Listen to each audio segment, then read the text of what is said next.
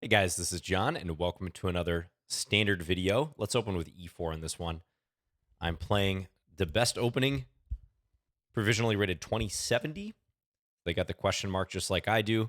Looks like they're around 2000 and other time controls as well. Okay, e4, e5, we'll play knight f3. All right. I've been playing a lot of long chess lately.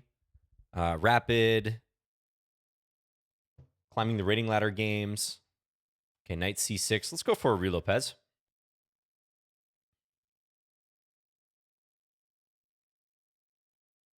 I used to play the white side of this opening a fair amount. I have some experience from the black side as well. I would usually play the Morphe variation a6. So you typically see a6 or knight f6 here at the higher levels. There are other playable moves. You can play d6 as well. That's a bit old-fashioned, but completely playable. Sometimes you see bishop c5, but a6, knight f6 are by far the main lines. Okay, knight f6 is played. So this is the famous Berlin variation. If I castle, we can see this Berlin ending with knight takes e4. There's a ton of theory there. You know what I might play is queen e2. Let's defend the pawn with the queen. I vaguely know of some ideas here, like castling and then putting the rook on d1 in the middle game. So just to try to get it out of book territory, prevent any long lines that black might have looked at, let's play this move. I'm a little more familiar with this via a6 on move 3. So white can play for queen e2 in some of the main lines of the closed Ruy Lopez as well. But I think we can make it work here as well. Should be interesting. Good night to record a chess video here, folks. It is absolutely freezing outside. I'm actually making this video the day before I'm going to post it, but it's currently -8 degrees Fahrenheit, which I imagine is something like, I don't know, like -21 Celsius or something. And that's not even taking into account wind chill, which makes it even colder. So sorry if I got the conversion slightly wrong. I would imagine, yeah, -21-ish, maybe 22 Celsius. So good night to stay indoors. I just picked up some food, but that's the only time I've been out today. Good night to stay indoors and record some chess with a hot mug of coffee. Okay, so d6 played. So black foregoes any attempt to get the bishop outside the chain. Maybe black was thinking I was going to take e5. So that does look pretty natural. I can castle here or play c3. I think I might go for c3 just to try to introduce the possibility of d4. Castling also looks perfectly fine. I don't think I'm going to try to explode the center right away. Like I could perhaps play d4 immediately here and take. But I'm kind of thinking the more reserved approach, building up in the center, is better. So let's go ahead and do that. Utterly typical move for the Ruy Lopez. So in this opening, a lot of times white will reserve the c3 square for the pawn and not put the knight there. In my last video, which was a climbing the rating ladder video, I talked a lot about that, like having the knight in front of the c pawn and how that can, in some openings, represent a bad marriage. It can block the play that you would otherwise have on the queen side, or maybe the defense of the d4 pawn if it's there. In the Ruy Lopez, there are lines where the knight does come to c3, but quite often white is playing the pawn there in hopes of going d4. You see a lot of these modern games in the Ruy Lopez with d3 as well, so d3, c3. For black, too, a lot of times in Ruy Lopez middle games, black will look to relocate this queenside knight because sometimes it does not stand well on c6. It blocks the c pawn. Black may want the pawn up on c5 where they can help contest the center. Many variations of the Ruy revolve around that concept. By the way, the Ruy Lopez sometimes called the Spanish game as well. So you might hear it referred to in that context too. Okay, bishop e7. So simply developing. Now, if I go d4 right away, am I perhaps convincing black to take? Because I would be threatening bishop takes c6 followed by taking on e5, maybe even d5, d4, d5, attacking the knight. Black can often play a6, and if bishop a4, b5 in response to that, but something black has to consider. I don't see a downside to playing d4, so I'm going to do it. And let's see how black reacts, because black has used a little time already. Makes me think they aren't entirely sure how to play this opening. So I think it might be okay to try this.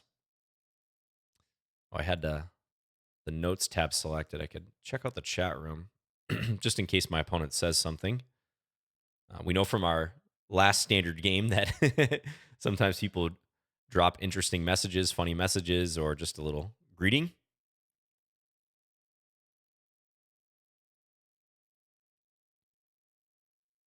I think bishop d7 would be a plausible move here, because then if I play bishop takes c6, black may take. And if I take e5, there is a counterattack on e4 eventually. Okay, but black does take on d4. I'm pretty happy about that. Just thinking if there's anything other than taking back with a pawn of note. I don't think so. Let's take back. So I have this nice center to work with. Queen supporting the e-pawn. I'm not going to claim that this gives me a massive advantage, but since this was the goal of c3 and d4, eventually trying to establish these two pawns, and I got rid of the figurehead pawn for black on e5, I think so far so good. I'm liking this position. I wonder if black will try to stab at the center with d5 sometime in the near future. I don't get the sense they're going to do it immediately, although maybe this is playable, but let's say black castles first, I castle, maybe they'll go d5 at that point. We could have something like e5, knight e4, knight c3. Variations like that do happen in the Ruy quite frequently. Yep, black does castle. I don't think there's a whole ton of benefit to taking. Yeah, I damage the pawns, but I'd rather keep my bishop pair and leave that as a threat for the future. So I will probably castle here. If I castle and black goes bishop g4, threatening knight takes d4, then I can play bishop e3. Although, actually, this pawn does hang, so maybe I'd have to go rook d1 instead. I'm just planning this out, like what I would do against that. Yeah, maybe rook d1 will be the way there. Okay, let's do it. I suppose I could also think about taking on c6 at that point. Maybe that would make more sense once black has foregone something like a5, bishop a6 in the future.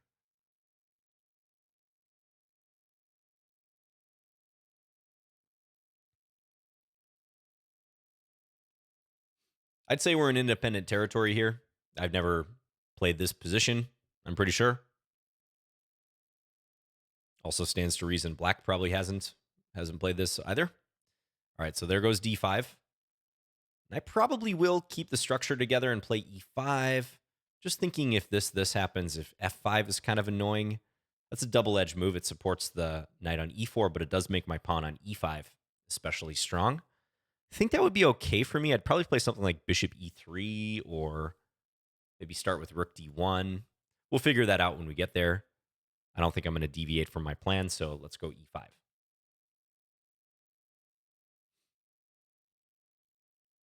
Yeah, e takes d5 would have left me with an isolated pawn. Nothing else made a whole lot of sense. I'm not too keen to play this either yet. So we'll just play this way. And there black goes, knight e4. So I want to develop and challenge this knight. I've got two options for that. Knight c3 or knight bd2. Knight c3 certainly looks more natural. I do know sometimes this structure can be nice for black if they maneuver for the c4 square.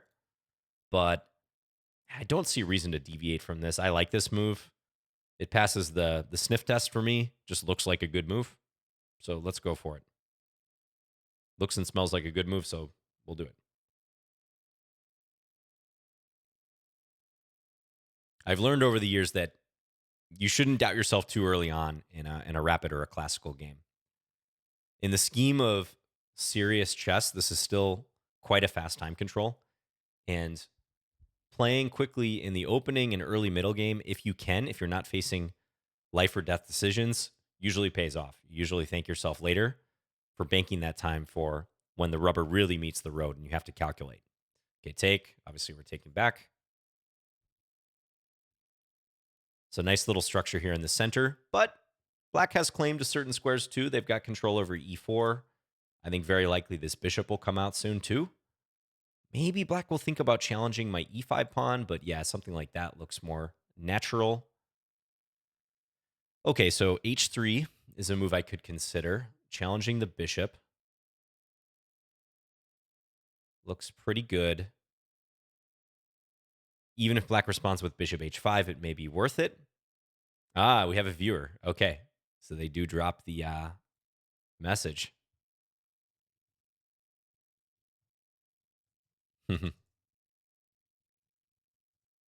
Just letting them know that we're making a standard video here. And thanks to all previous opponents who show up in the comments. It's really cool to hear your perspective, whether it's standard, climbing the rating ladder, even blitz games, whatever.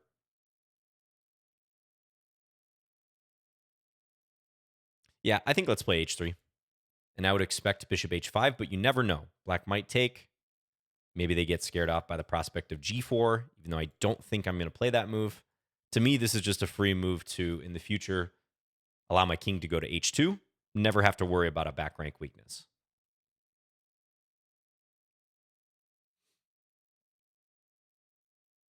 That being said, I'm thinking now what I'm going to do against bishop h5, because I have to assume black's going to play this move. It's most consistent. It keeps the pin. All right. That's awesome.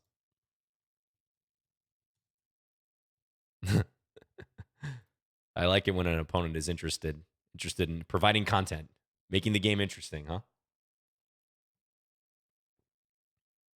Yeah, I'm glad I got to play a viewer here because I was having trouble getting a game tonight. I do like to look for games randomly, and I play fairly late at night sometimes, so it can be hit or miss. Not a whole lot of people play classical. There's way more rapid players on Lichess than are classical, but you could find a decent opponent from time to time. Just might have to wait a little bit. Okay, so bishop h5 played. So I'm thinking about a few different things here. Bishop f4, simply developing. Even though my bishop's looking at this pawn, I do think that's still all right. Maybe I just meet f6 with e6. You know, like maybe that's the play here. I could imagine bishop d6 or something could be played, but in the future, yeah, I'm kind of imagining going g4 in some situations. Looks okay. So bishop f4, I think, is a move I can throw out there pretty confidently, at least knowing that it's a reasonable move. There's not a whole lot of tactics going on in this position. I don't think I'm in a position to want to push this yet. There's some implications about the f-file opening that I may not like. The pressure here. I mean, long term, I'd probably like to get this knight out of the way and play for f4, f5. And I could try to accelerate that by moving the queen, knight d2, f4. Somehow it just seems a little early for that. I'd rather coordinate with my other pieces. There is also this option of taking, but I don't think I'm going to, let's say, go after these pawns. Black can easily offload the pawn 2 with c5. So on the whole, I'm kind of leaning towards that bishop f4 approach. And let's play it. Idea of f6 to play e6, wedge the pawn in. Try to make life kind of miserable for black in dealing with that pawn.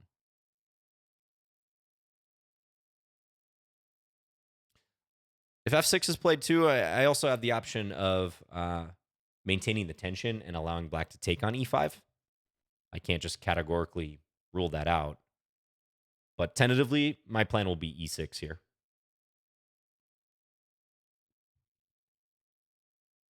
Oh, shout out to Neverness. Neverness is always watching my games.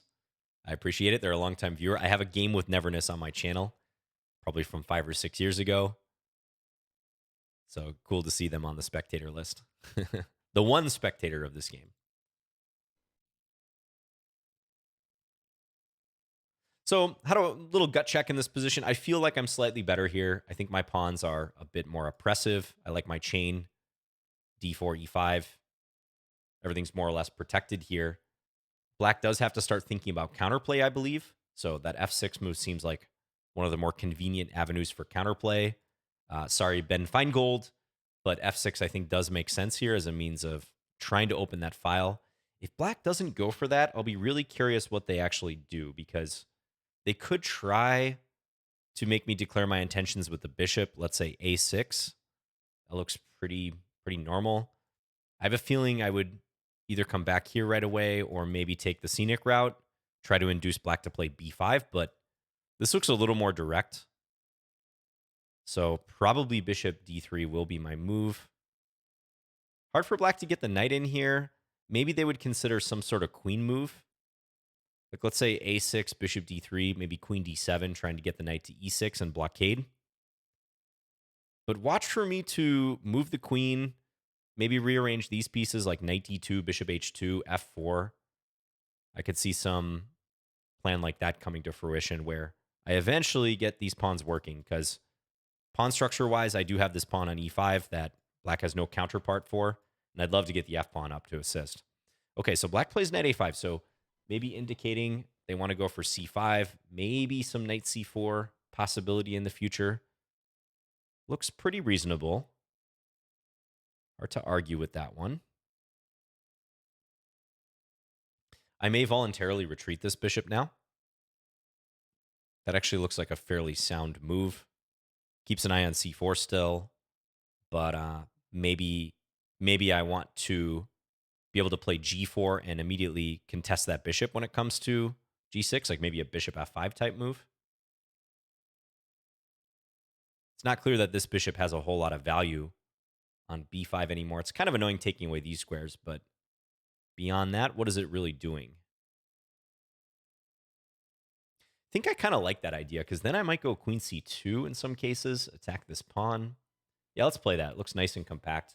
c5 I don't think I have to worry about yet, although it's possible for black. I have d4 well guarded, even though this knight's pinned. So I'm not going to sweat that move yet.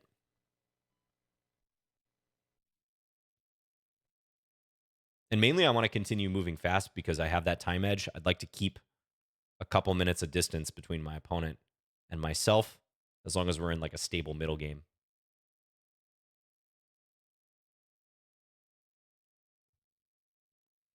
Okay, so I could see queen d7 here, bishop g6, c5. These all look like valid moves to me. Yep, there you go, bishop g6. Okay, so black challenges my bishop. I'm not unhappy to see that move, I will say. Sorry to use like double negatives in a sentence. Maybe a fancy way of saying that I'm happy to see this move, although the meaning could be slightly different. I guess I'm trying to express I don't believe this move is a mistake, per se. At least not a big mistake, if it's a mistake at all. But it makes me somewhat optimistic that I don't have to deal with this pin anymore. So let's say I play knight d2 here, and we get a trade. I'm still contesting c4. That's nice. And maybe that's a prelude to doing what I mentioned, getting my bishop out of the way and moving up the board. I could also take and do this. I mean, let's not forget that. Taking is a valid move as well. I wonder if black would take with the f-pawn. Maybe that's black's big plan. Take with the f-pawn, gain a tempo on my bishop, and then jump in with the knight to c4. That could be their plan. Yeah, interesting. I think I'm going to opt for the knight d2 move. Let's play this one. I won't take on g6 just because I don't want to have to assess that f-pawn capture. It looks kind of annoying dealing with that, so this move looks safe and sound. Still keeping an eye on c4, so let's go for it.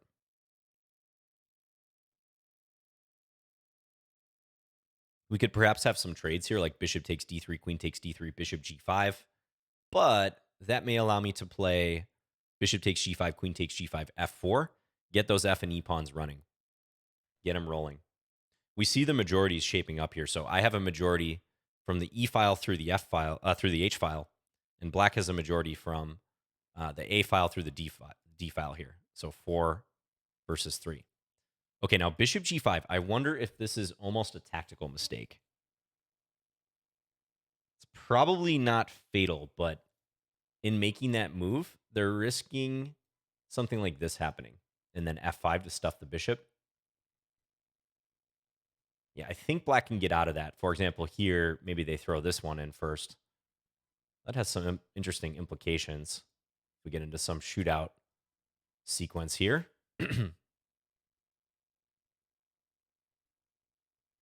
Yeah, I'm going to play this move because I don't see a whole, and instantly black takes back. I don't see a lot of other options for me. And now f4 is certainly consistent.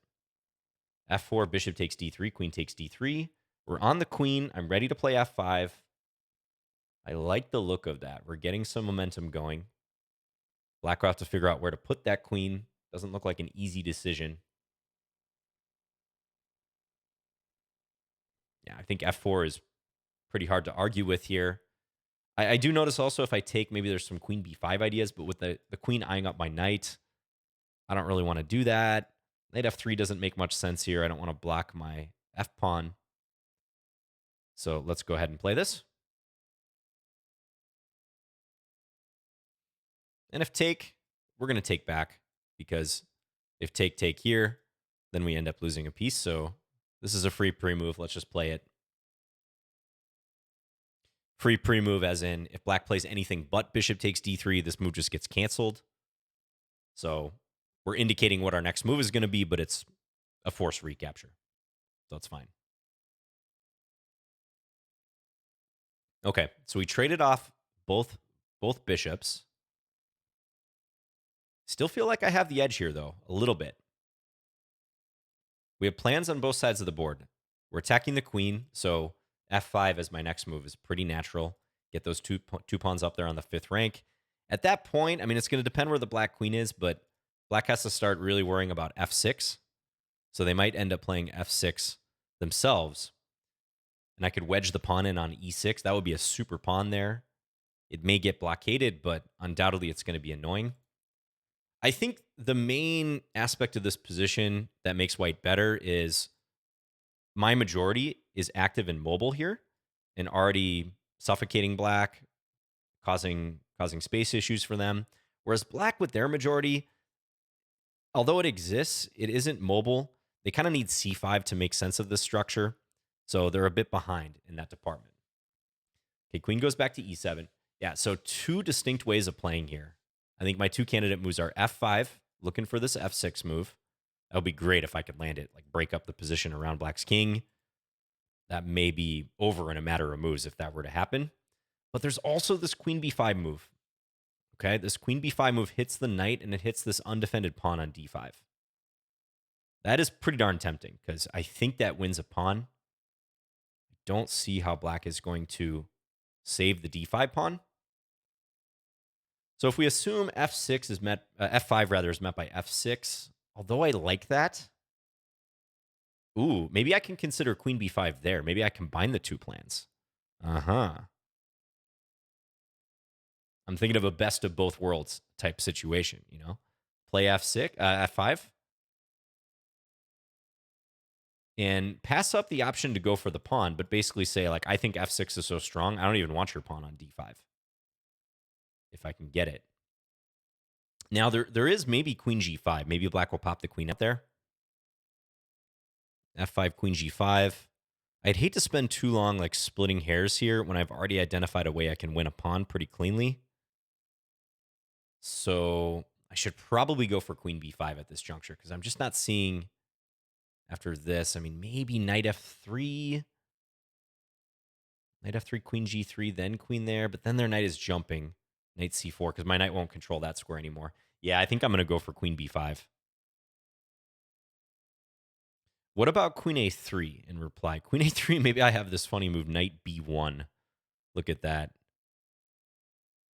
Knight b1, attacking their queen.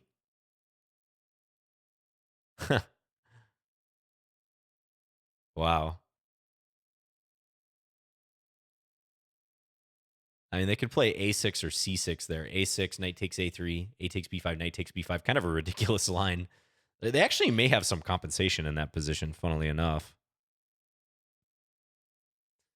An f5, queen g5, f6. I still like that, but with their queen out there, they may stand better chances of defense.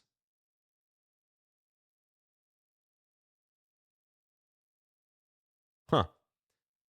I would play queen b5 now, but I'm still kind of trying to diffuse this move. I'm not sure, actually, after that move is played, exactly what's going on. I take here, they take there, knight e4. Okay, I'm going to just trust that that line works out pretty well for me. It looks like I have an initiative there. I mean, black might not even find queen a3. It's kind of a weird move.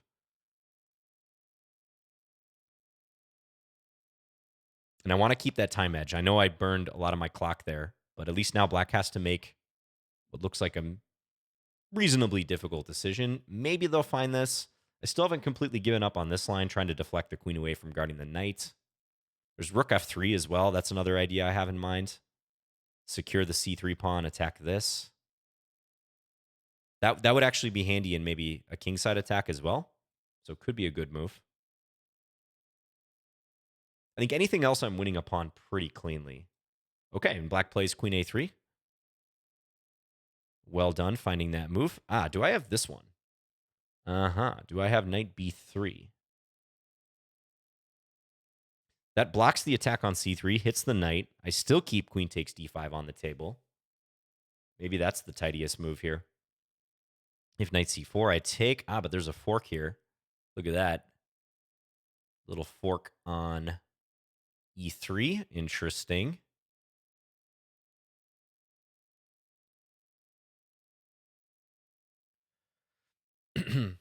Yeah. Suddenly complicated. Yeah, this one, I just can't get over this feeling that black actually has pretty good compensation there if they play the rook over. Strange, but might be true. And I don't see any other like in between moves. Oh wait a second. If here, I can still play this move, can't I? But then there's queen b2. Oh, that's wacky. Queen b2, but then their queen is kind of trapped. Yikes. Hold on. So much for that time edge I wanted to keep. But this position is pretty interesting and critical. This is a critical moment here, folks. Okay, knight b1, a6. Queen takes d5. I'm on the queen. I'm on the knight. If queen b2, I take here. Because then all I have to do is guard the b2 square. Like, let's say queen a3. And then I can move the knight, and we're in business because that queen is probably dropping.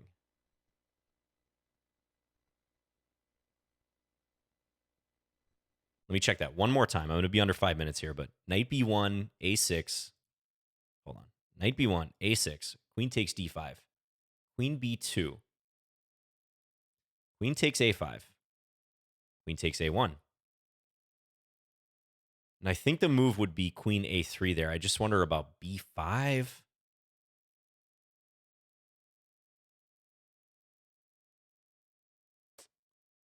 I mean, it doesn't look like the type of move you'd sweat, but it is possible for them.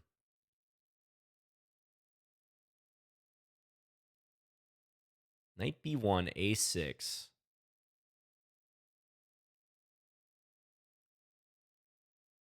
Queen takes d5. Queen b2.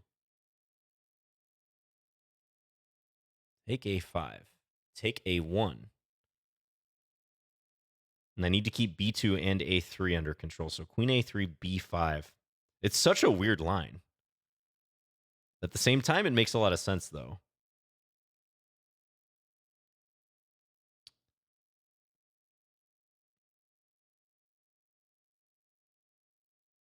And if knight d2, there's b4. And amazingly, I think their queen gets out.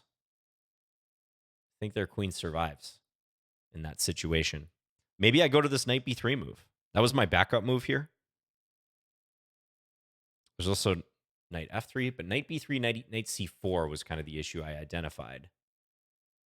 Rook f3.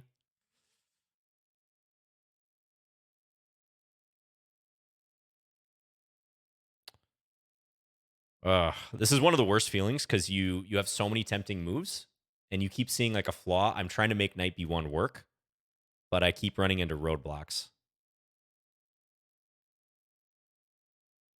I think I'm going to play the rook f3 move. Like classic. I end up playing the move that I spent the least amount of time on, but I'm sure you guys can relate to this decision. I did identify it as a candidate move. I tried my best to make these moves work. I kept seeing logistical problems. Knight b1 was especially tempting to make work, so let's do this one. It's the least risky of those three options. There's also queen takes d5, but wasn't sure about queen takes c3 in reply. So here I keep open quite a few options. Yep, c6. Now I'll probably put the queen back on d3 and try to play for that attack towards their king.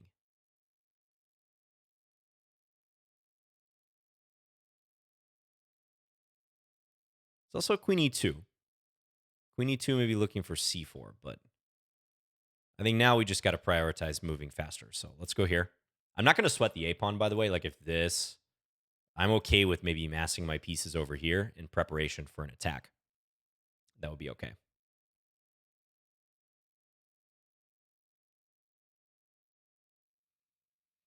I don't know, though. I mean, black can move the f-pawn, maybe f5, trying to, again, like put the brakes on my attack.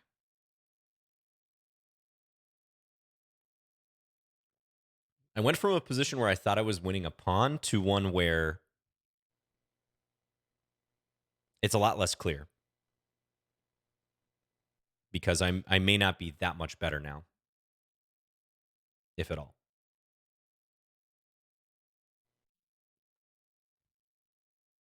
But still, it's going to be interesting. Still, there's going to be a lot of tough decisions by both sides to be had. I am restricting this knight. It can't come into c4. At least loses a pawn if they do that. All right, b5. Okay, so now I think I must play f5. f5 is morally forced here, right? We got to play for the attack. And I would expect f6. Like, again, I don't think black should allow me to play f6. I would be surprised if they did that. So on f6 by black, what am I going to do? Take or leave the structure as is?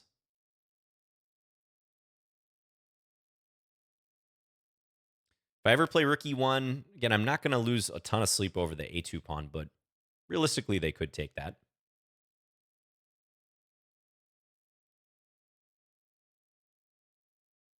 Could wedge the pawn on e6, but that's kind of a slower approach. I'm not 100% sure if I want to do that. Okay, black actually does allow f6. Again, I'm surprised by that. I have a hard time believing this is a good idea for them. If queen b2, I can play rook d1, so that doesn't appear to be an issue. So like f6 here, here. Maybe black is thinking that their best defensive effort is to just turtle up.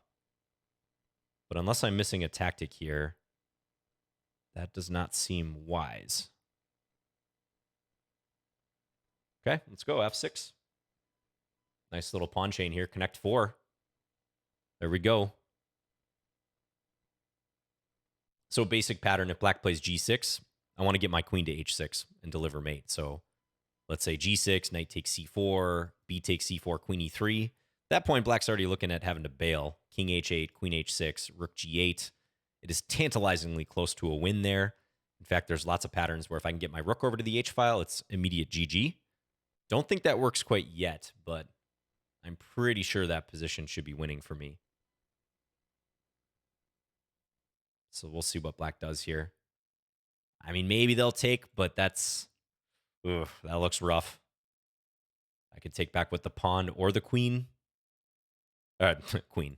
Definitely can't take with a queen. That would be a new chess move. Queen on d3 takes f6. Pawn or rook.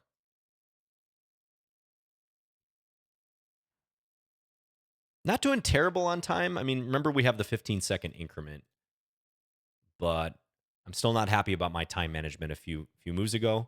That was a tough moment, though. I'm still unsure about that. But for now, let's focus on trying to win this game.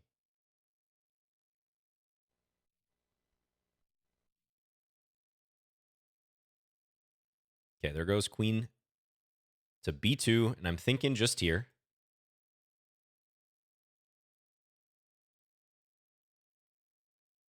Yeah, not many other moves make sense, so let's do it. Now, interestingly, if black's queen weren't here, they could play knight b2 and fork my queen and my rook, but they've got a logjam on that square.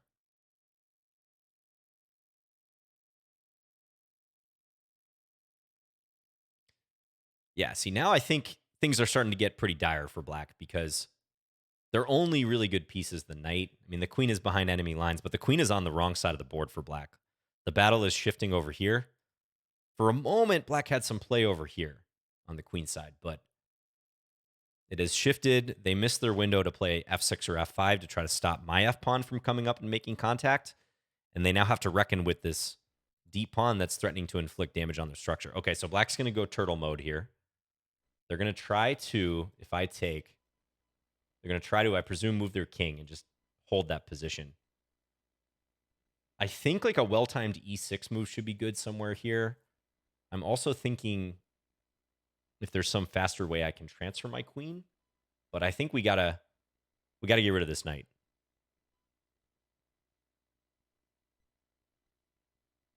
Yeah, I don't see much purpose in looking at anything else here. So let's do that. Let's take. Get rid of that pesky knight. I would expect b takes. Maybe they'll take with the d pawn, but b takes is most consistent here. And then queen e3. We're absolutely not going through d2 and allowing black a chance to trade queens. No, no, no. Going queen e3. It's close to a forced win. It's not quite there, but it's close. Because this sequence is forced. And then if I had my rook already on f4, or if this pawn on h3 were gone, it's just a matter of getting the rook over to h3. I could play queen takes h7, or bring the rook over immediately, and black would be getting mated here.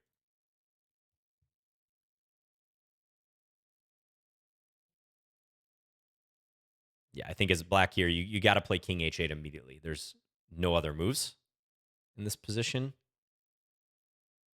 Not even queen c2 helps black, because I would let this rook fall with check. Doesn't matter. So king h8 is absolutely forced here. There black goes. Okay, so I'm thinking, can I move order my opponent somehow? There's also this one too, isn't there? If I ever want to gain a tempo on their queen. Kind of pushes them back in the direction they might want to go, though. So queen h6 is pretty consistent here. There's queen g5. I mean, do I have time for queen g5? Kind of a weird idea. Actually using my queen to block. That's kind of funny. That might be good. That might just be a good move. Idea to go here and then buy time for rook f4 when black can never play this g5 move.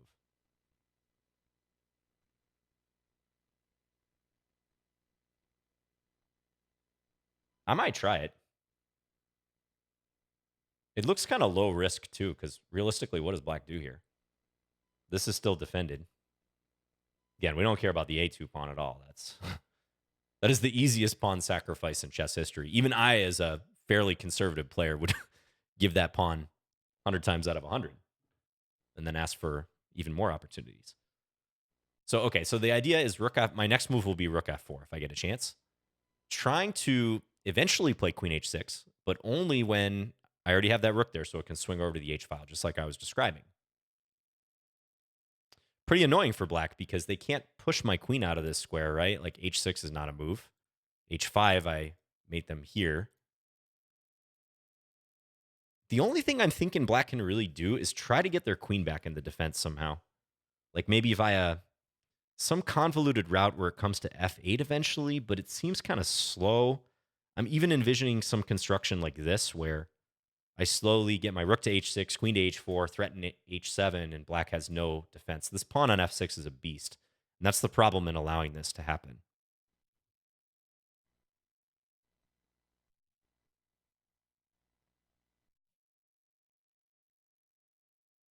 Yeah, black needs something really in a hurry here. They might start with queen c2. Queen c2, though, I might even play like a rook c1 type move to gain a tempo. Okay, rook e8 doesn't really help, though, does it? So rook f4.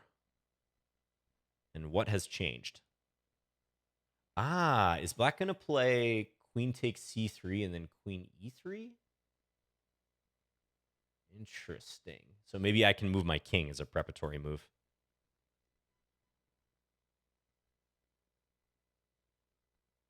Let's just double check this. Rook f4, queen takes c3. Queen here, queen e3 check, king h1. Rook G8, and I don't have mate yet. That is interesting. That is interesting. Okay, so I'm going to move my king once. It's going to be kind of a weird looking move to play in this position. H1 or H2, does it really matter much? Maybe I should go to H2 just because having the king off the back rank is kind of nice. Yeah, let's do it. I mean, I kind of dismiss this move. I don't really see what this move does. Like, rook coming to E6 doesn't do anything. This is definitely not a threat. Maybe there's some deeper meaning to this move I'm not seeing, but maybe it's just to try to get the queen back here.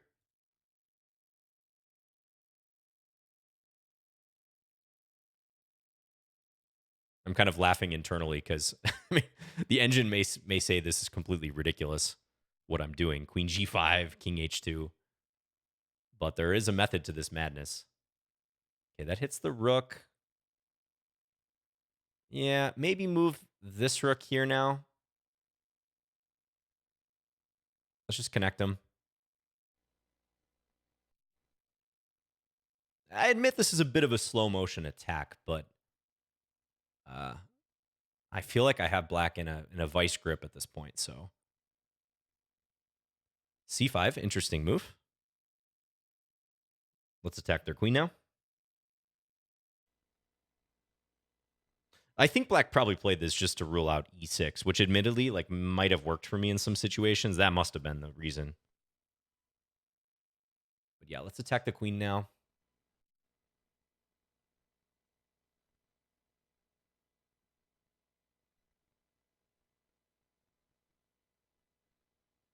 Heavy piece position. All the heavy pieces on board here. Queens and rooks. Okay, queen e1. All right, so now time to do my rook f4 idea, right?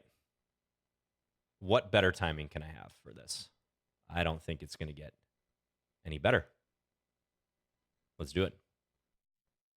And fortunately, black's not in a position to do something like this. I mean, maybe I'd still be okay there, but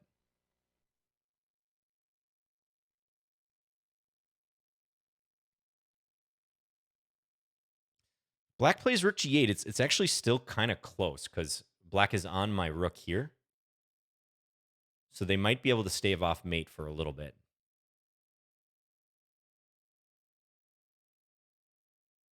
Yeah, they're trying to do this defense. Interesting.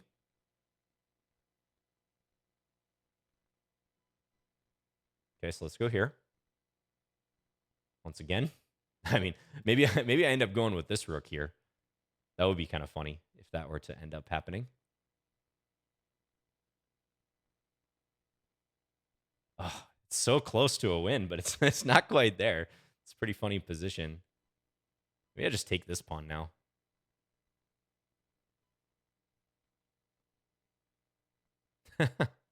What is this position?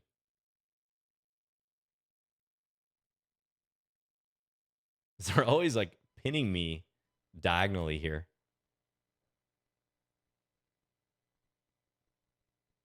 Yeah, I think I'm going to take this now. But then queen e1. No, but then queen e1, I can execute the idea. Okay, let's do it.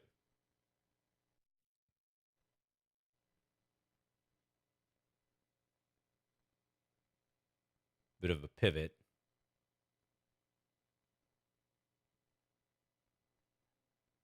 I don't know about this. Maybe I should have gone for this one. Okay, but that I think loses. That will lose to this now, right? Here, I'm threatening mate. There's no good check black has to give. Rook g8, and then I can finally do the tactic I've been setting up for eons here. Yeah. I don't know. I think there were a lot of mistakes made by both of us the past like 15 moves. But we'll find out.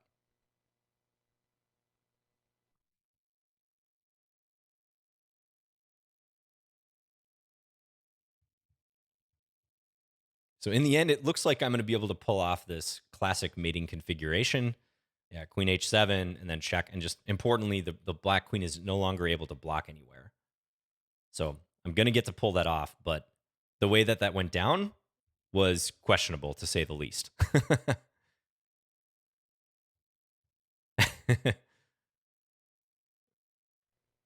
Allowing the checkmate. That's great. Allowing your opponent a nice checkmate, especially a sacrificial one, is pretty cool. I'll just tell him.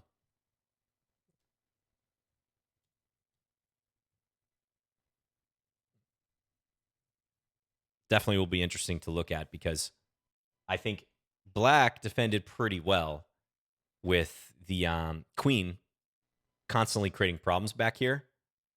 Maybe before I look at the engine analysis, just thinking back to some moments I'd be interested in. Yeah, I do think the minor piece trades when black got both bishops off the board, like basically forced the two bishops off the board, I think benefited me. I'm really interested in that decision where I was debating between f5 and queen b5. After queen b5 was played and black replies with queen a3, I'm almost certain I missed a better continuation there. Really wanted to make knight b1 work, but I couldn't make it work, and we're going to look at that line. That was a fascinating variation. I ended up playing rook f3. I think that's an instructive moment for time management, guys, because I tanked for a while. I tried to make 2 dynamic moves work, maybe 3 dynamic moves work, and ended up playing a move that I spent barely any time on. Again, I know a lot of you can relate to that. I would say that's not ideal, but if you can tell yourself early in a calculation that you have a move like rook f3 available if you need it, then at least you can always fall back on that, as I had to do. But that was not my preferred scenario by any means. So I'm going to be curious about that. And I'm also going to be curious later on when black allowed that pawn to f6, how I could have won that game cleanly, because that had to be winning. So, all right. So we had this Ruy Lopez. Yeah, this is the Berlin variation. I won't go through much in the opening, but major theoretical crossroad here. Black can also play a6 because, as is well known, if bishop takes c6, black takes with the d pawn away from the center to meet knight takes e5, the attempt to win the pawn, with queen d4, attacking here and here. Never Nest says John Fish. Well, I don't think so in that game. I would be shocked if the engine approved of how I played in that game later on. Okay, knight f6. Yeah, so if we pop open the Masters database here, you can see castles is one of the main moves. D3. Queen e2 is the 3rd most popular move, actually. Scores pretty well for white. See, so you can't just look at this and say, oh, white scores 35% versus 25% with D3 and 21 with castles. You got to look at what black's scoring as well. So yeah, white scores more with queen e2, but so does black. So in other words, there's fewer draws in that line. But yeah, the castles, knight takes e4. This would be the traditional Berlin Wall endgame. There's been multiple books written about this endgame. Lots of ink spilled. Nowadays, I don't know, not digits, words and variations in digital form on this variation out there.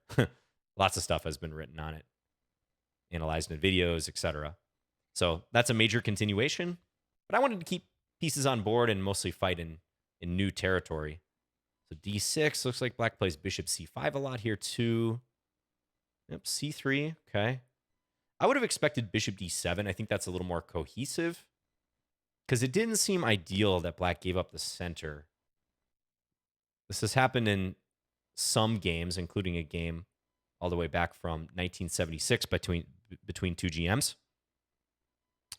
But yeah, I don't know. I kind of like this scenario for white. d5.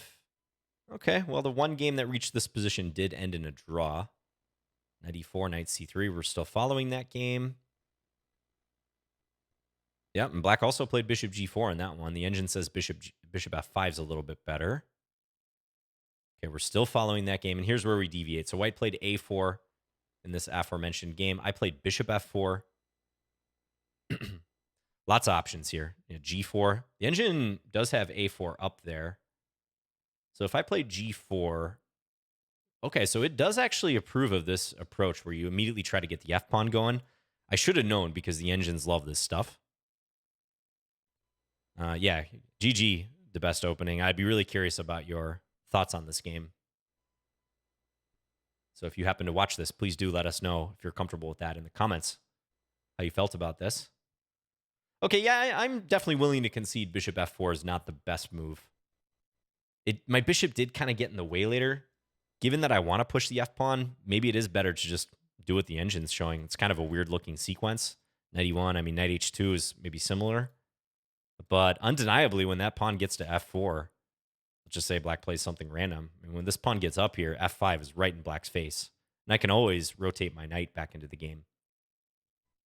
So, I mean, I'm really going all in here with my kingside pawns, but my king is probably safe enough, mainly thanks to this protective shield of pawns in the center. I've got this like coral reef of pawns protecting against like a check. Black's going to get shipwrecked if they try that. Okay, so bishop f4 might actually be kind of a slow move. Bishop d3 I was pretty happy with. I was kind of surprised black played bishop g6, but it probably checks out because if takes, I bet f takes is the idea. Yeah, so this does seem to be decent for black. The engine's showing a nice edge for white here. And I kind of believe that. It just seems easier to play my position. Suggesting I go here, maybe here. Tough call. Okay, so letting things develop a little bit, but this seemed logical. Yeah, and I really felt like this was wrong because it almost allowed me to get rid of that bishop, push with momentum, and not have to think about much else. So I do think black would be better off playing something more subtle here, like queen d7 looks pretty good, connecting the rooks, getting the queen off the back rank. And I was always thinking about the f6 line as well. I know I mentioned that in a couple variations. Yeah, maybe c5, start just creating a little bit of pressure on the white center. That makes a lot of sense too. So I think that is a questionable move, bishop g5. Probably a move that could almost swing this into winning territory for white if I play this right. Yeah, queen e7. Okay, so I don't like to see that I'm plus 4.5, but I didn't manage to come up with anything particularly striking from here. This was tough. I mean, I had almost 10 minutes here. I spent, over 2 minutes on this decision, queen b5 versus f5, and it looks like I chose wrong. Yeah. Arguably, I got a little lazy here. I don't know. Maybe let me know what you guys would have done at this moment, because queen b5 is pretty tempting. I mean, I have seemingly multiple good options against this queen a3 move, but I can already tell based on the engine eval, there's probably nothing decisive. So maybe I should have just gone with the sure thing, f5. You saw the battle shifted towards the king side later, but I did get caught up a little bit with this attack here. Yeah, because I mentioned this line. If black goes f6, now this move makes a lot of sense because black plays queen a3. I can scoop here with check.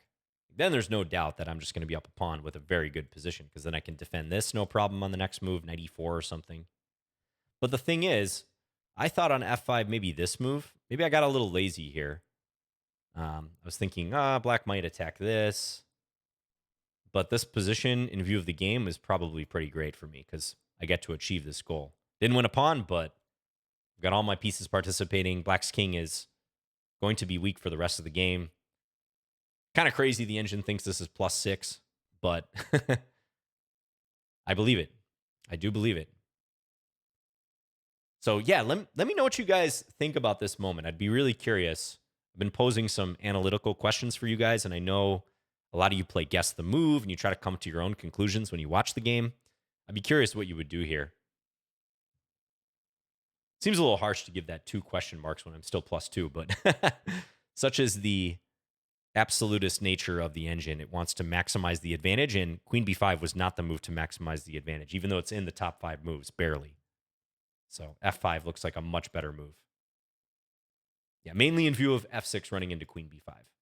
When then it's like clean. I win a pawn with no problems. But I tell you, this queen a3 move, I give the best opening a lot of credit for finding that. That was an interesting defense. It's the type of thing, like, yeah, black probably didn't see all the complications when, entering this with queen e7. But it doesn't really matter. Like, that has no bearing on what's to come. Like, I have to remind myself that I didn't anticipate all these complications either. And you can psychologically sometimes feel like you deserve to win the position because you think, oh, they're just hanging on by their fingernails, the skin of their teeth. They don't deserve to have like all these defensive resources that actually exist in the position. But that's not a winning mentality. We still have to come up with good moves and just play the position in front of us at all times because we benefit from scenarios like that too, where we've gotten bailed out by resources that we definitely didn't plan for. So yeah, I really wanted to go knight b1 here, but the variation I couldn't solve. It's interesting that the engine thinks c6 is the best here. I was actually more worried about a6. Oh, queen takes b7. Oh, wow. Queen takes b7. Okay, that's too funny. Little desperado move. And then if takes here, trying to desperado back, I take, and probably winning the d5 pawn is a nice one. I'm in a knight endgame up pawn with a really nice structure. This is under attack, maybe knight e7 check. Yeah, I didn't look at queen takes b7 at all because black is playing a counter-attacking move. So, okay, this is the thing that really took all my attention, right? Queen takes d5, take the pawn now that we're attacking the queen defending here. But then queen b2, only move for black. The hard part about this sequence for me compared to how black is playing it is black's moves are kind of forced, like once you get this far. I guess that's not entirely true, though. They could go queen a4, but that kind of admits that you're just down a pawn. Does keep the knight defended. But queen b2 is critical. And let's say I take here. They take here. And now I thought originally, okay, I'm very close to trapping their queen.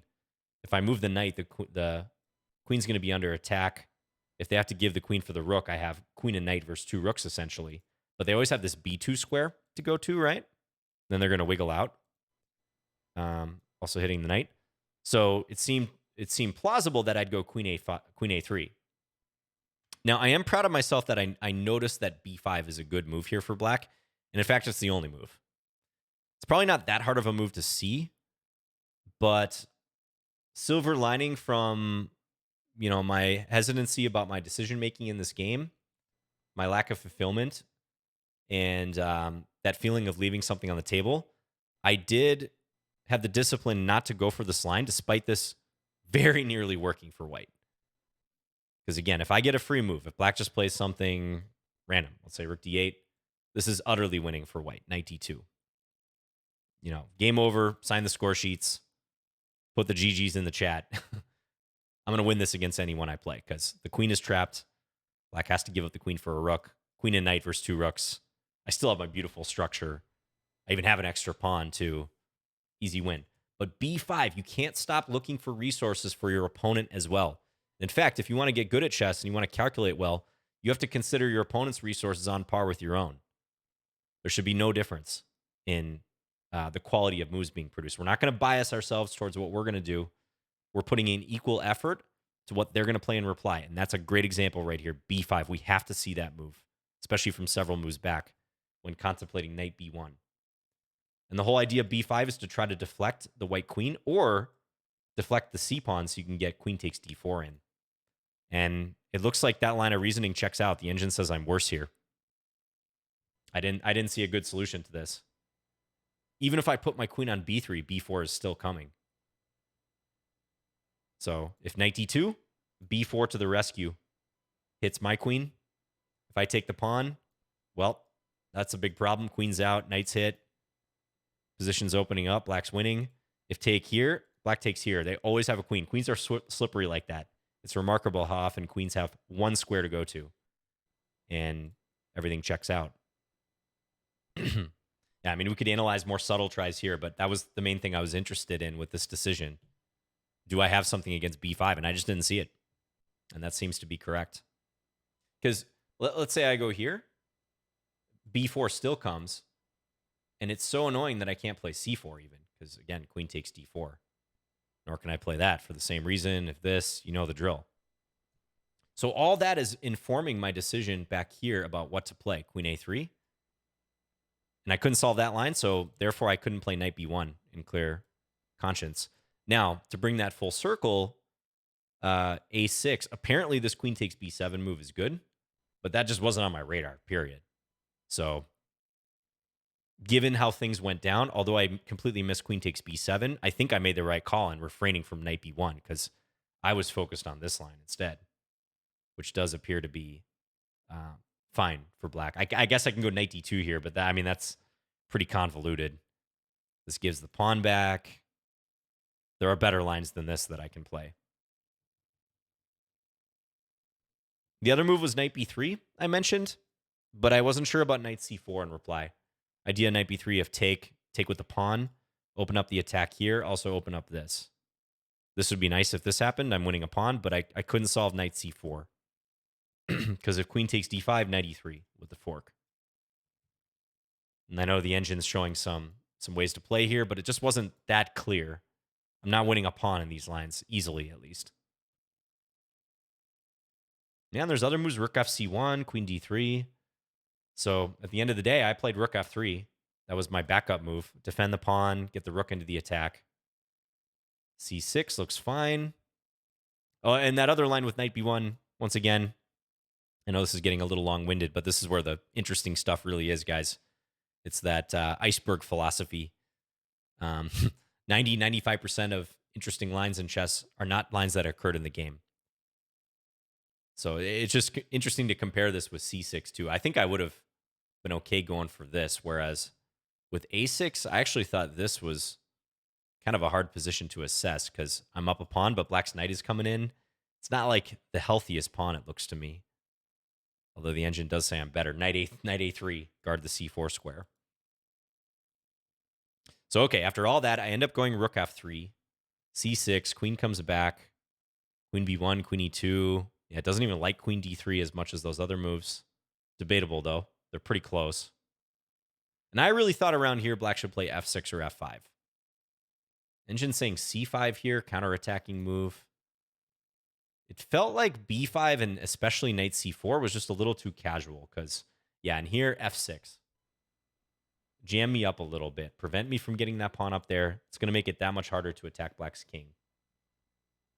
I don't know what I would have done here. Maybe rook e1, give the a pawn, but try to leave open options for this. Maybe e6, jam the pawn. I guess I won't go into this too much because this is already quite a complicated analysis, but that for sure looks like the way to go. I really thought after knight c4 that I was close to winning after this f6 move.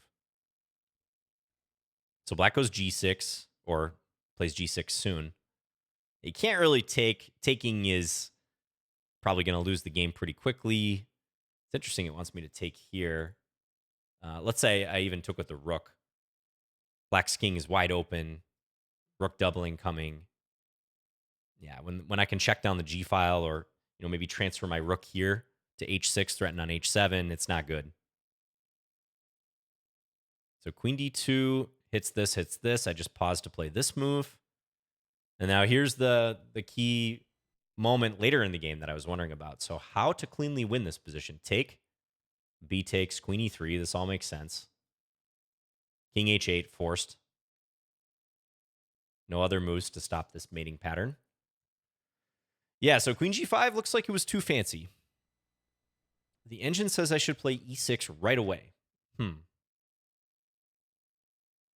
Interesting. Okay, so let's say e6 takes, then f7. Okay, not queen h6, because queen h6, now black even has rook f7 to defend g7, also even props up h7. Play this. Oh, because of queen e5. Queen e5 is a mate threat. I wasn't looking in that direction at all. The queen coming up there. That is hard to foresee, because look at this position. Consider the visualization challenge here. Envisioning that queen e5 as a mating idea is possible here takes some strong visualization skills, because that looks like a block diagonal, especially with having just been happy getting the pawn to f6. You kind of think of this as like a perma pawn there to try to create mating nets. Yeah, I mean, that line wasn't apparent to me at all, but the engine's already calling this mate in 13. Queen b8 to defend e5. I take here, threatening queen f6, and I guess it's a matter of time. Yeah, if queen d8, then I have check here and mate on the next move. So black has to do something drastic like this, and this is winning. Okay. Wow. Nice resource right there. So if black can't take the pawn, that's pretty compelling if they can't take the pawn. Compelling for white, that is, because I can go here, I can go here. I can maybe take f7 in some instances. Yeah, I mean, at a glance, like this looks far more easily winning than the game. Having a pawn anchored on the 7th rank and all the mating nets. Still not a forced mate though. Still, engine's not finding forced mate. So yeah, I'd be curious if anyone seriously thought about e6 here and the associated very important mating ideas on that diagonal. Right. All right. I went queen g5 because again, I wanted to go here. I mean, this would be textbook. If we could just do this and then quickly get the rook somewhere on the h file, like this, threaten this, we could just call it a wrap, folks. Game over. But black has this g5 move. We have to assume black's going to play this. G5 hits the rook, defends h4, and this is not clear because I know from experience after they play g5, they're going to go rook g6. This could easily backfire. You can see I'm not even that much better at this point. So we're not going queen h6 right away. So queen g5, my whole point was to try to prepare this, but in view of some of these diagonal defenses with the queen that black came up with, this is interesting. And rook ae8, I mean, kudos to my opponent. Like I was kind of dismissive of this move, but it only dawned on me after another move or so that black probably played that because they were seeing the severity of the e6 move at any given time. And that's top move of the engine. So well done to best opening, finding that in a tough position. So here, look at it. I played the best move here too, king h2. Maybe this is why Neverness said that. Now I'm connecting the dots, king h2. Right, because if here, I think I didn't like queen takes c3, but is there a problem with that? Maybe queen takes c3, just rook h4 right away. Yeah. Okay, I think I rejected rook f4 because of this, and then check here. I was envisioning some situation like this where it looks like I have the same mating pattern as in the game, but there's always this defense. This was a constant theme coming up. Okay, but black has better moves, queen e2, because, yeah, here I just invert the move order, actually. Rook h4, keep an eye on e3, and that's winning. Made an 8. Wow, so maybe I would have won if I had played rook f4, but the engine actually prefers the move that I played, king h2, which the whole goal was to like sidestep that queen takes c3, queen e3 line. Interesting. Okay, so king h2, queen e2. I went here, dubious, says I should go this direction. Okay. Rook b1, maybe just try to infiltrate. That's kind of a funny line. Yeah, I mean, I could see, imagine I get my rook to b7 if ever I play queen h6 and black goes rook g8, then I could play rook takes f7. But I think we were both pretty heavily focused on this part of the board at this point. So rook b1 was not on my radar, and I wanted to disturb their queen. Actually, in thinking about it now, I mean, I probably should have thought about this move. But maybe we'd have a similar situation where they kind of hang out behind my my rook and queen here. And I just can never quite land that desired idea because black blocks an h6. Even if I do something at this point like this. Oh no, yeah. This still defends because there were lines like this in the game too. Here, blocking. I could go rook h4, I guess, and this is still winning. Force black to give up the queen.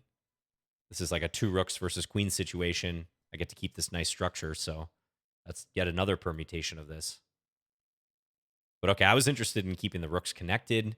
It does appear like I'm still winning here, but I'm like close to letting this slip. Yeah, rook f4, and now I'm thinking, all right, black has been deflected from this diagonal. I'm good to threaten this. But again, kudos to my opponent for finding queen e3 at this juncture. Guess they could play rook g8 first. But queen e3 was a valid defense, and the engine's still saying, hey, John, not too late to bring that rook over here. But it's getting a little more complicated now. Like if take, this c3 pawn could run. Stockfish is unconcerned, but I mean, I'd be a little concerned in the game with a minute left. But I guess it's unconcerned because, oh, wow, look at this line. Look at the rook coordination in this line. Check. And now the rook on b7 really shines because I can take here and the king can't defend the queen. Wow. King h8, rook takes h6, or rook g7 take. No way I'm finding anything like that. Even with max time on my clock, rook b2 and all that. No. All you can do is laugh and try to learn a few things, but mainly laugh. Okay. Yeah, and I decided to take here for lack of something concrete to do, and I knew this would still be unpleasant for them. I mean, it's a really tough defense for black. It's actually saying rook g3 here. I think I mentioned this.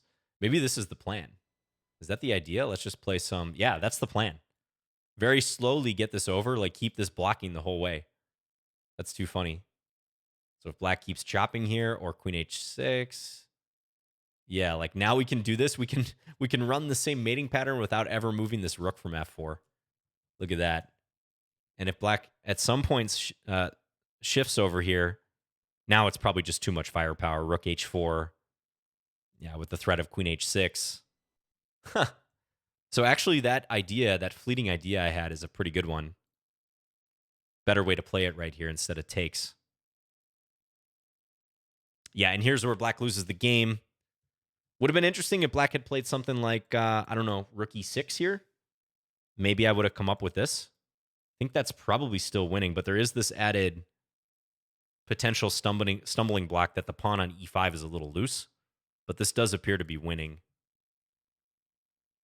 Yeah, I was thinking about c6, maybe trying to divert the rook at some stage too, but not sure that really matters much. Probably I will have to find this sooner or later, just because of the constant roadblocks that occur in this line. This is getting confusing at this point, but if I play this in this exact position, this is not even better for me, again, because of this diagonal defense that always saves black. So that's why using this rook is so good. My king is perfectly safe, and I have enough time to do it. Huh. But black played queen e2, which made it easy on me, because then finally this works cleanly. I would assume black was trying to attack e5, which is understandable, but they never get to take that pawn with check is the thing. This is a mate threat. Yeah, this prolongs the game by a move, but not really a valid move. Rook g8, and then finally we get this when there's no block of any kind. Wow, that's a complicated analysis, folks. Some real interesting variations. Yet again, we get a fascinating standard game. Who knew, except for me and you guys, the viewers who've been watching the standard videos, that these longer games can produce games of such interest and depth. You don't get this in Blitz and Bullet. And that's why you need to be playing these longer games if you want to improve. Like I've been very consistent about that over the years since I've been posting since like 2014, 2015. Just been trying to hammer this into your guys' head. If you guys want to get better, you got to play these longer games because the quality of the games themselves and also the analysis is so eye-opening. Like one game like this, even at my level, is worth like 50 Blitz games. Maybe it depends on the Blitz game, but it's probably not much of hyperbole. Like this level of analysis and introspection about the game is absolutely fascinating, and seeing how it goes down in real time when you actually have time to think about your moves a little bit. You can't beat that. So back and forth. I mean, I think I didn't play the attack as badly as I was maybe thinking before I clicked on the analysis. It does seem like this whole queen g5 thing is flawed, but mainly because the e6 plan was one I just underestimated. And it does say this is good too. E6, I was looking at this line. What if take f7? If rook here. Yeah, even in this line, look at this. So in this variation, engine's calling mate in 8, but I have to see the queen getting to this diagonal. And again, in the moment, with time dwindling, that was hard for me to visualize. I was pretty fixated on trying to get the attack going here because I've seen so many puzzles, done so many puzzles over the years where that's a consistent theme on the G7 and H7 squares. So interesting that that was actually key. And also interesting that F5 was the way to go here. Queen B5, still good for white, but not as good. And again, I'd be curious how you guys would play some of these critical moments. All right. I feel really lucky that we got a game like this. Thanks again to the best opening. Thanks for being a viewer, and hope to hear your thoughts. Let me know if you guys have any comments. This came from the Ruy Lopez. It was a battle. I feel like black played a little cooperatively at times, but even then, we had to come up with some pretty nuanced resources to prove the advantage. So, all right, thanks again for watching, guys. I'll see you again soon with another video.